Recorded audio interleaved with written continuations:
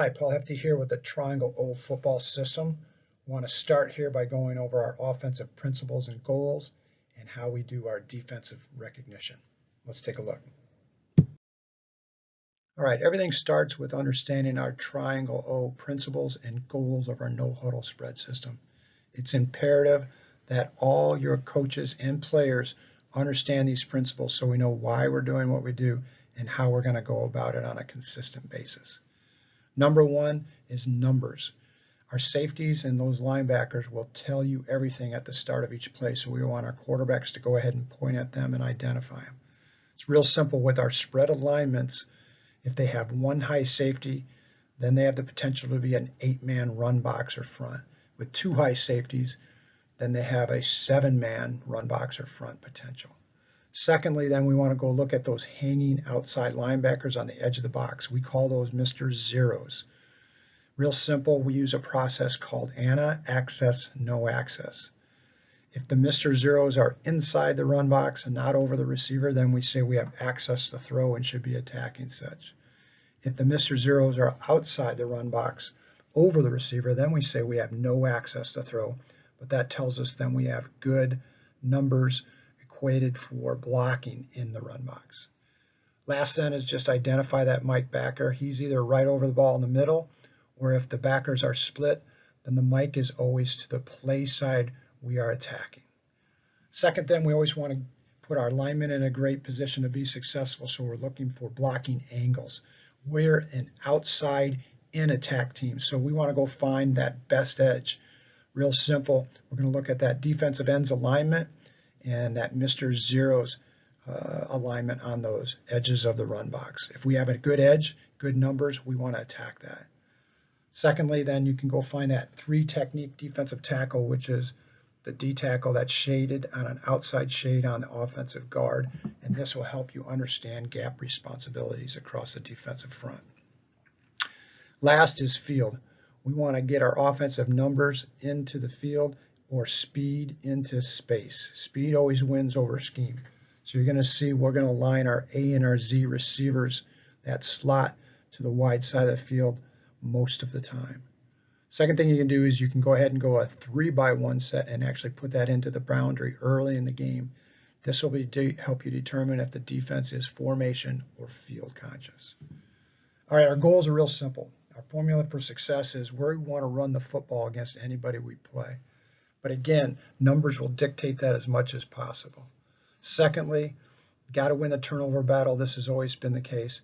And then last, in modern day football though now, is you've got to make big plays and win the big play or explosive play battle.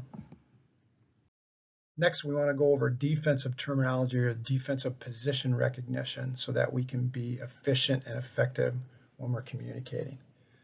First point here, teaching point, is we're going to use a 43 defense with 2 high safeties as our base defense. So everything is some version of that. So if we look here, if we're going to the right, again, the play side is always the strong side. So we're going to go towards the Z and the A, we would say, for this play. The cat then is the play side corner, and the ox is the onside safety. Real simple, this is a 4-3 look. So you can see the Sam backer now is out over that slot receiver. So the strong side backer, Mike, is in the middle, and Will is always to the weak side. The dog then is the backside corner, and the goat is the backside safety. With the front 4, we designate nose guard and defensive tackle there. There's your 3 technique as the DT.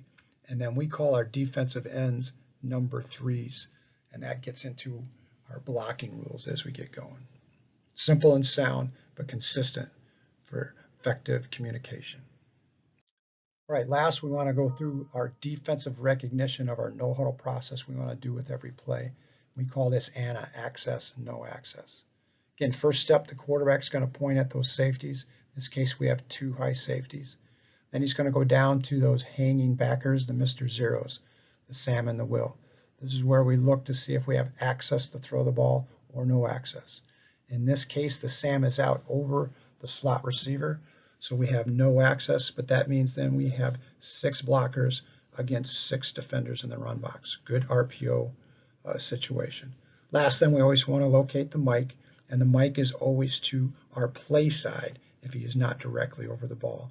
In this diagram, we would say the play side is to the offense's left or towards the bottom, and that would put the mic to the left.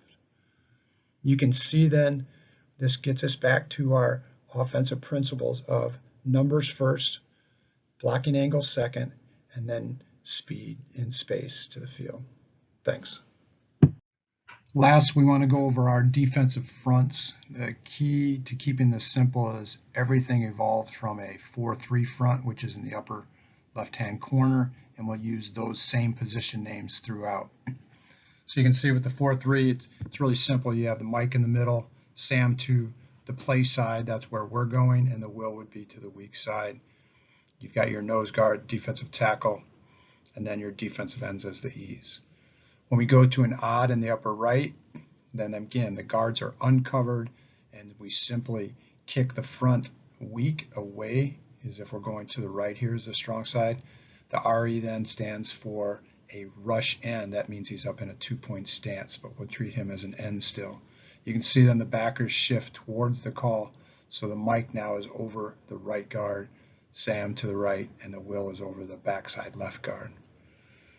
If we go straight down to the 33 stack, then it's real easy. It's an odd front because the guards are uncovered, but we've got the 3 linebackers like the 4-3, and you can see the rush end to the backside. And a lot of teams like to walk that strong safety up, or what they call a stinger.